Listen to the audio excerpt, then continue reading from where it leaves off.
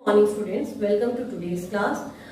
Today I am going to start with a new chapter since we have already completed chemistry in the last week. So today I am going to start with the biology chapter. But before starting this chapter, I am going to ask a simple question from you, that what is the biggest threat or what is the biggest problem of the world right now? I know everyone will answer COVID-19 pandemic or the disease caused by coronavirus. So I am going to write that on the blackboard. COVID-19 pandemic. Now this disease is spread to almost all over the world. It is spread across the globe, therefore it is called as pandemic. क्योंकि ये पूरी दुनिया में फैल चुका है, इसलिए इसको हमने पेंडेमिक का नाम दिया है. WHO ने इसको पेंडेमिक का नाम दिया है. And this disease is caused by a virus called coronavirus. Since it is diagnosed first in the year 2019, therefore the number 19 is added into it. So this COVID-19 pandemic is one of the lethal disease that the world has seen in the last few years. And right now we are facing this problem. हम सब पिछले 3-4 महीने से अपने घरों में बंद हैं और हर वो चीज कर रहे हैं जो हमें अपने आप को प्रोटेक्ट कर सके इस बीमारी से लड़ने के लिए. We have moved to a better standards of sanitation and hygiene, washing hands, taking care of ourselves, taking care of our immunity due to this coronavirus. The world has stopped due to this. This is due to this coronavirus. Now what is this coronavirus and why it is so lethal, why it is so dangerous that it has stopped the world for a while? ये क्या है, क्यों इसने पूरी दुनिया को एक जगह रोक के रख दिया है और सारी दुनिया जो है फिर से लॉकडाउन के लिए, भारत जो है फिर से लॉकडाउन के लिए जो है शुरू कर चुका है. Many states have already switched on to the lockdown process again because of the numbers which are piling up, the patients numbers which are piling up day by day. So let's know about it. Coronavirus is actually a microorganism, means a organism which cannot be seen by naked eyes. So today's topic is microorganisms.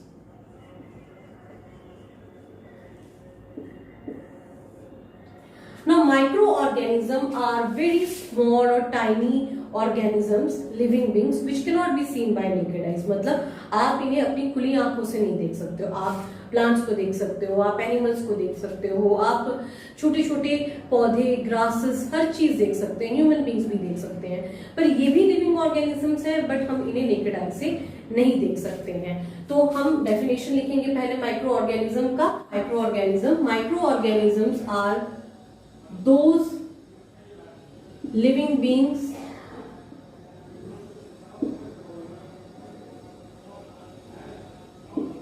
which are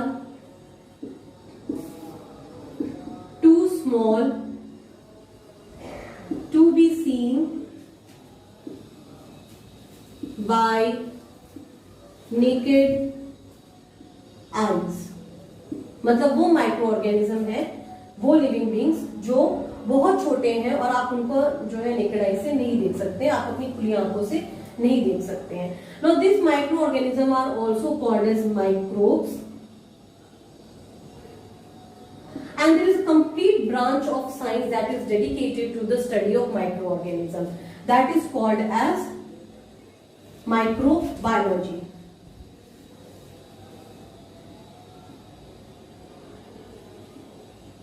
Branch of science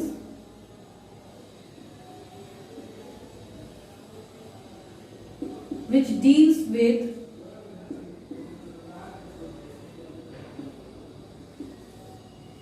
study of microorganisms, and the people who study microorganisms are called as microbiologists.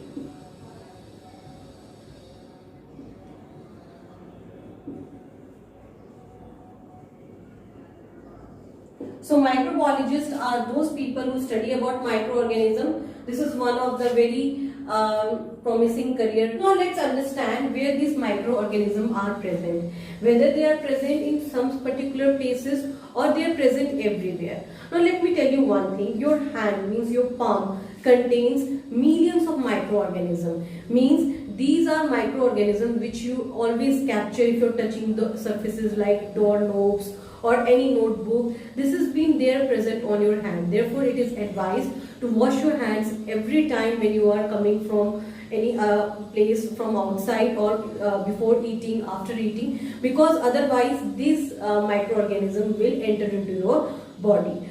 And where are other places where they are present? We will going to study that in our next activity. Now let's understand the concept of microorganism with the help of an activity. This activity is activity 2.1 and it is given at the page number 29. Now what is the aim of the activity? To observe microorganisms present in water. Now as I've already said that microorganisms are present everywhere. Almost all those places where you can think and all those places where you cannot think. So we are going to first test whether it is present in water or not. For that there are few things which is required, like samples of water from different places like lake, drain, pond, tap, microscope, magnifying glass, test tube, glass slide. Now the water can be collected from various sources, especially the stagnant water is very good for this experiment. What you have to do, first we have to take this sample of water in test tubes and then we have to observe them under the use of magnifying glass. Then we are going to take a drop of water, put into glass slide and observe under the microscope. Now what you are going to observe? Now I am going to draw a diagram. What you are going to observe? You will see very small things moving in water, especially the stagnant water. The stagnant water, why? Because it is very easy for the microorganism to develop into that. So you will get this from drain, pond, and these moving things are called microorganism. Why microorganism? Because cannot be seen by naked eyes. For that you are using a microscope. Now this is an experiment related to water. The next experiment we are going to do is with the soil. How the soil, we can prove that soil also contains microorganism. Now let's move to the next activity. This is activity 2.2 and it is given at the page number 30. Kindly write these activities into your notebook. Now aim of this activity is to observe microorganism present in soil. And now for that we need sample of moist soil that could be easily taken from a field or from your pot, beaker, water, microscope and glass slide. Now what you have to do? You have to take a beaker and add some soil into it. Then add some water and let that sit for a while. Sit for a while मतलब थोड़ी देर के लिए छोड़ देना है. Now take a drop of water from this soil and from this sample and then observe, put it into a glass slide. This is how a glass slide looks.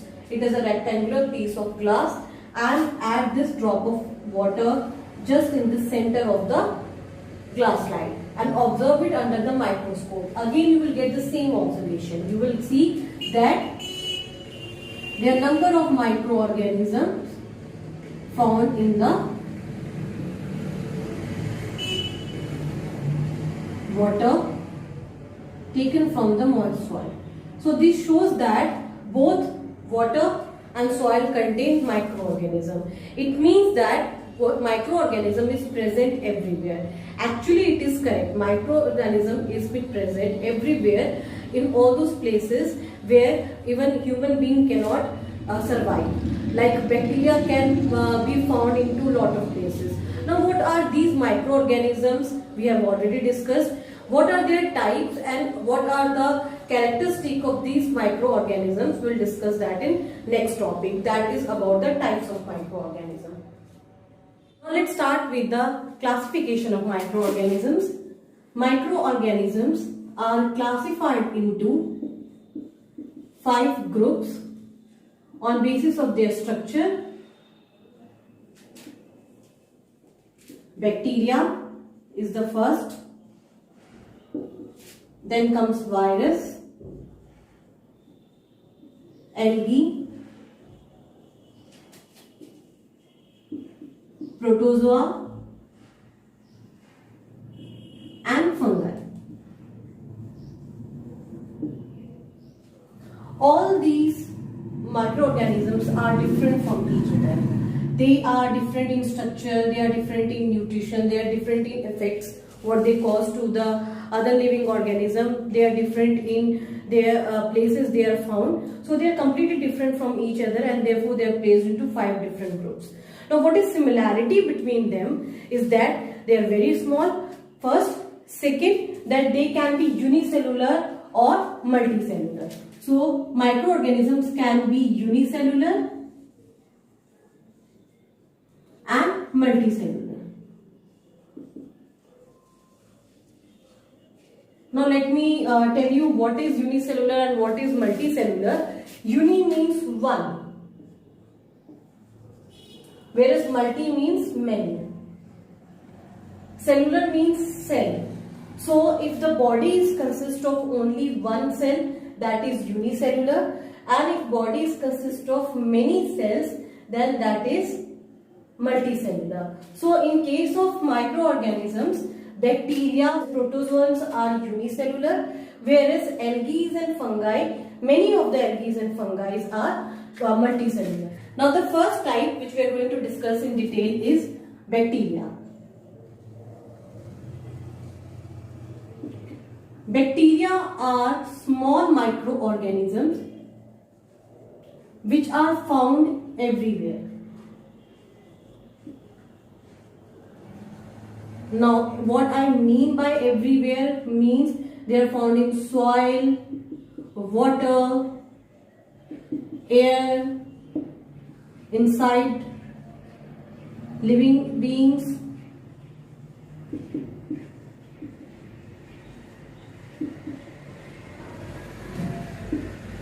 Extreme places like marshy lands,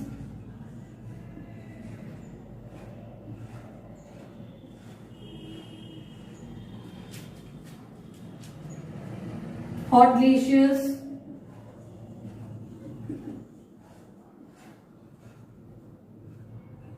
cold climates,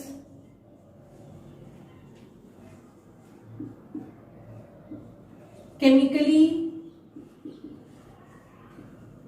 sensitive places.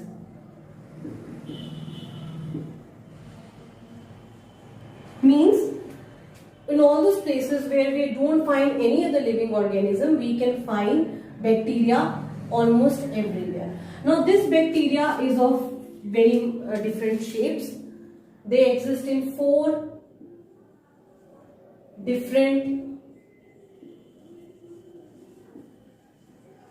shapes, such as rod shaped,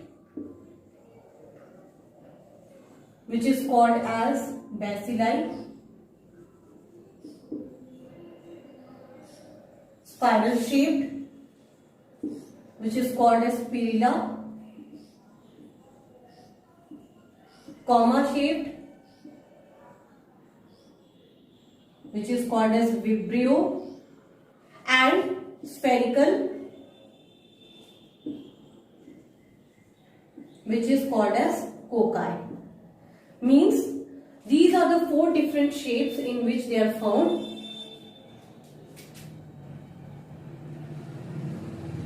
Rod shaped, spiral shaped, comma shaped and spherical. And hence bacteria are named on the basis of their shape. For example, lactobacillus, the most common bacteria which is found in curd, which is responsible for the formation of curd, is called lactobacillus. Means the shape of the bacteria is rod shaped. Therefore, it is used. This term is used in that lactobacillus. Bacilli is used here. That means it is a rod-shaped bacteria. Now, the next point of the bacteria are, now bacteria are unicellular and they have flagella present in their cell. Now, what is this flagella? Flagella is actually a hair-like structure which they move for their different purpose, like for movement or for obtaining food. Then they reproduce through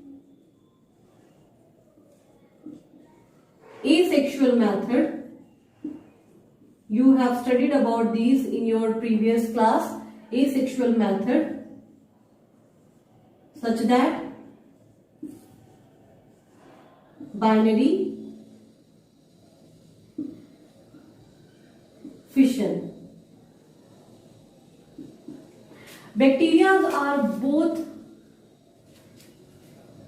useful and harmful to us.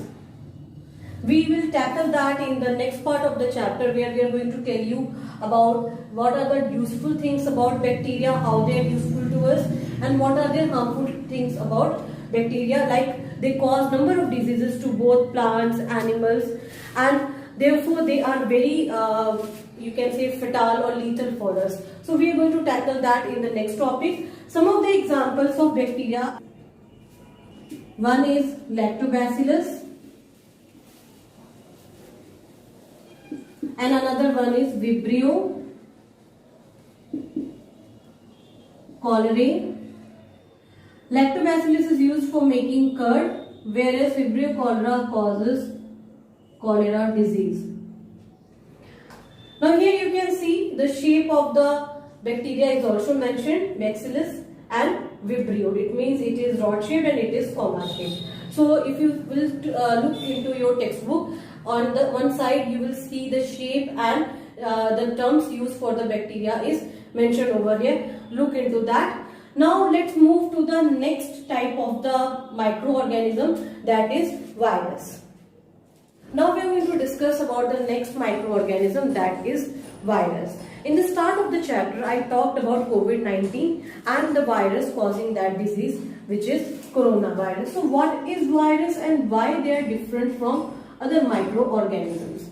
So virus is actually very small microscopic organisms. Very small means they are smaller than bacteria. So you can just imagine that bacteria is too small and they are smaller than bacteria. So they can be very, very small. So they are actually very small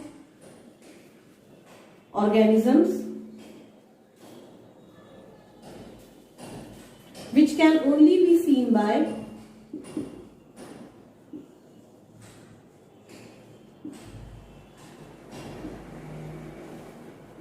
electron microscope. Means the microscope which is there in the lab cannot be used to see virus, because that is not that much magnified which can let us see virus, because they are very, very small. Now virus is thought to be on the borderline of both living and non-living thing. What it means? It means that कि ना हम इसे living thing में count कर सकते हैं, ना हम इसे नॉन लिविंग थिंग में काउंट कर सकते हैं. ऐसा क्यों? क्योंकि वायरस का जो स्ट्रक्चर है वो कम्प्लीटली डिफरेंट है. जहां सेल जो सेलुलर स्ट्रक्चर होता है, जो जैसा हम बैक्टीरिया में पाते हैं, एल्गी में पाते हैं, प्रोटोजोआ में पाते हैं, that is not found in the case of virus. They are having just a DNA and they are having a protein, that's it, no cellular structure. So they're completely different, and they are, if they are found outside the body, means if they are not in the body of a human being or a plant or animal, they act as a completely non-living thing. मतलब शरीर से बाहर है तो non living thing है. But वही जब वो हमारी बॉडी में आ जाते हैं या किसी प्लांट की बॉडी में आ जाते हैं, which act as a host, then they start multiplying very fast and they start affecting the body. So they are thought to be both on the borderline of both living and non-living things. So they can be called as both living and non-living things.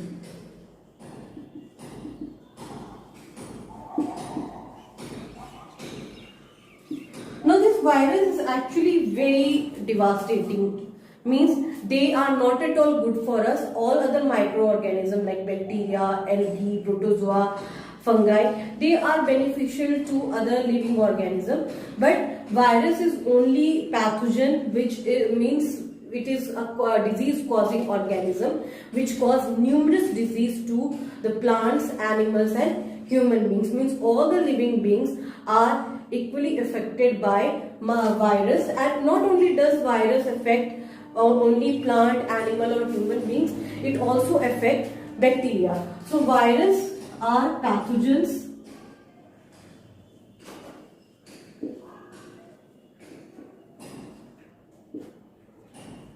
means they cause diseases to all the living forms like bacteria. Here they are called as bacteriophage.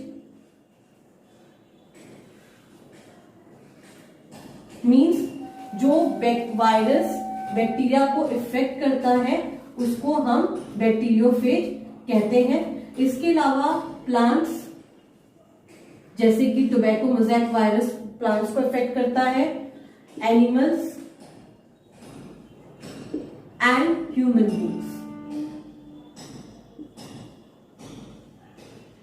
अब human beings में virus कितना असरदार है ये तो हम अभी देख ही रहे हैं, जहां पर हम अभी जूझ रहे हैं कोरोना वायरस के अटैक से, जहां पर कोविड-19 इतना ज्यादा फैला हुआ है. But this is not only one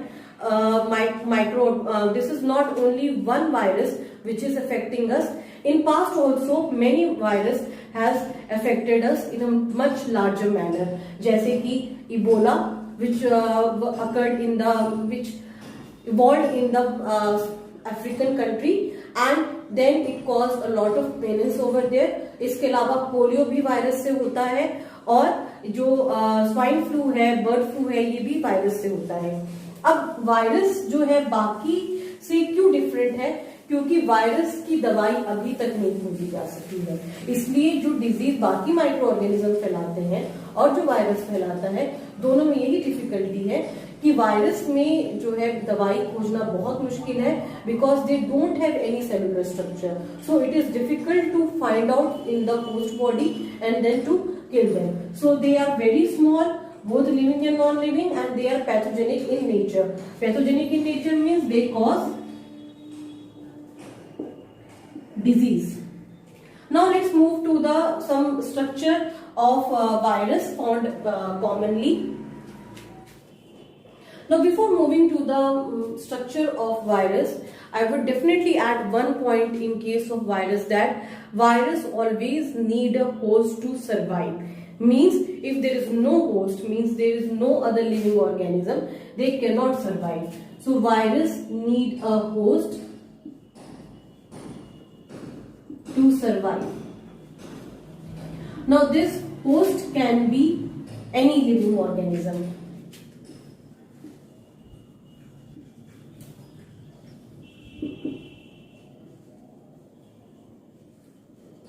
Now if you look into the structure of virus,